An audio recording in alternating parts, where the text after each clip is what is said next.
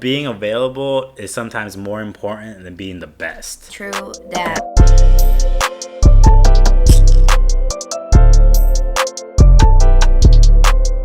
Hey, how's it going, guys? My name is Roberto Guido. My name is Marissa Lewis. And together we are The Dos Cocos Locos. And for those of you who are new to our YouTube channel, thanks for stopping by. Quick story. So basically, we started by selling coconuts at the beach. That's why we have the sign here. And now we do photography and videography full time.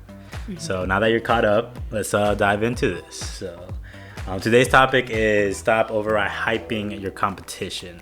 And we kind of came up with 3 main points as to why you should stop and why you should start focusing on yourself rather than the competition itself. Mm-hmm. So the first point is, I forgot already.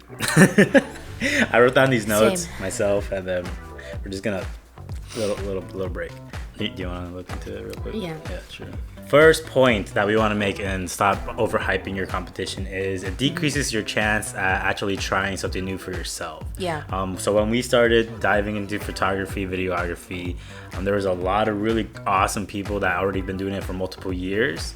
And forever too, yeah. And there's still people that are really good. Mm-hmm. And if we focus too much on the competition rather than just learning the basics and stuff like that, we probably wouldn't have taken the leap into doing this full time. I think it's good that we actually didn't know who our competition really was. Actually, that's true too. When we started, there's like the big people on YouTube, like Peter McKinnon, right? Things but like our market's competition, we didn't really know who they were. Yeah, we were pretty like ignorant as far as the photography community in Fort Myers when we first started. Yeah. So we just started because we liked it, and then we're like, oh, okay, these people do it too. That's cool. Yeah. But we didn't really pay a lot of attention to anyone who was like local or even in our market. Mm-hmm. We just like started learning. So like if you paid way too much attention, now there are people here in Tampa that I like oogle over because they're amazing. Yeah. And it can get very discouraging, but you never know what they're going through.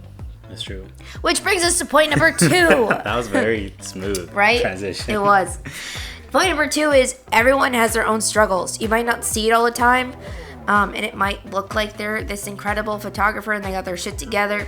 Yeah, and that's just because like social media, you want to kind of, especially if you're doing stuff for business, you want to portray like you have your stuff together. Right, you want to act like you know what you're doing. Yeah, exactly, because that's gonna like lead to more clients. So that makes sense. Credibility. Business side wise, but like actual life, real life stuff, that might not always be the case. Exactly. Yeah. Like people got stuff going on all the time. They're still people, even though they're like amazing with a camera.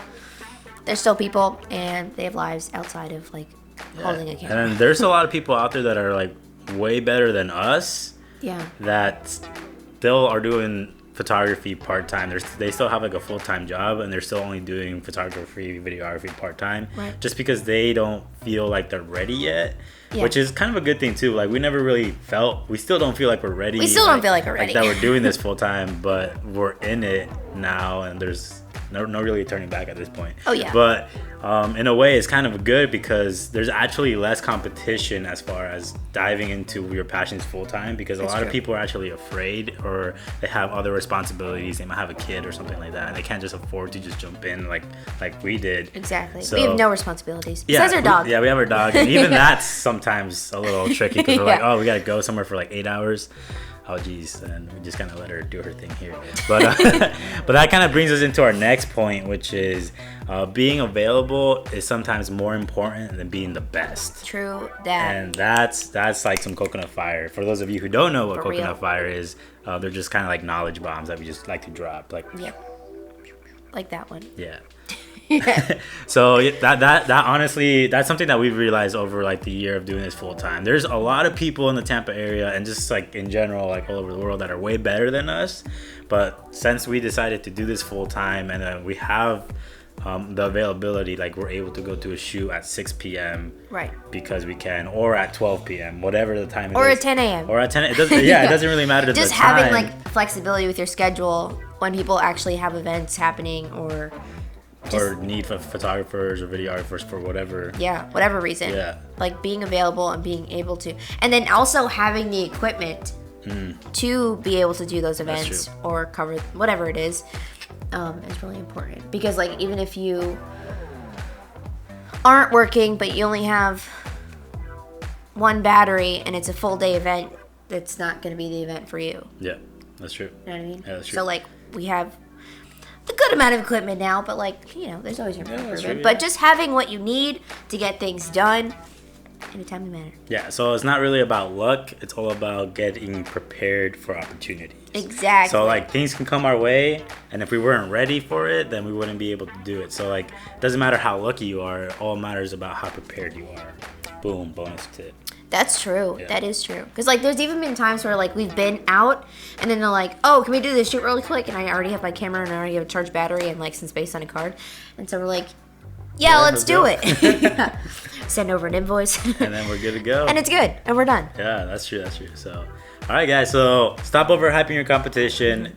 They're not as good as you think they are. You're better than what you think you are as well. Yeah. Stop. I mean, your competition might be pretty good, too. Yeah, that's true. And it's always good to have, like, something to aspire to be, but just remember that they are human beings and they have their own struggles. At the end of the day, we're all just people just trying to figure out this thing called life, and that's really all it is. Exactly. So stop hyping your competition and start hyping yourself up. True. That's where it's at. Hype yourself. All right, cool.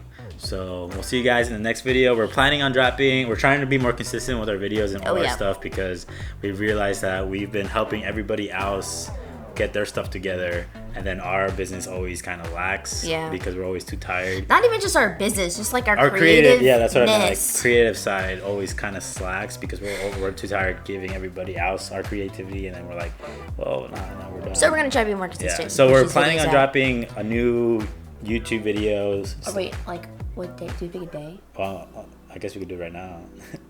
So we're planning on dropping a new YouTube video / podcast every Wednesday at 2 p.m. Sure. Yeah, that sounds right. Yeah. Okay. Yeah. And so thanks for kind of checking us out. If you liked it, if you want more inspiration, words of advice, things like that. Yep. Hit us up on Instagram or Twitter. Actually, Twitter is probably where it's at because not a lot of people know that we have a Twitter, and that's true. We're pretty like slacking on that. Another bonus tip: even though someone might be like very like famous on one platform, they might not be as famous on another platform, and they might be easier to get in contact. That's with them true. That way. Like some people got in contact with like Gary Vee just through Twitter. On Twitter. Yeah. He actually did he retweet you one time? He retweeted us one time. Yeah. Too. Yeah. That was cool. So Twitter, even though it's kind of like weird for us because I didn't grow up with Twitter at all. But this is a whole nother conversation. Anyway, hit us up anywhere. These are the places where you can hit us up. Here somewhere in there. And cool. We'll see you in the next video. All right, peace.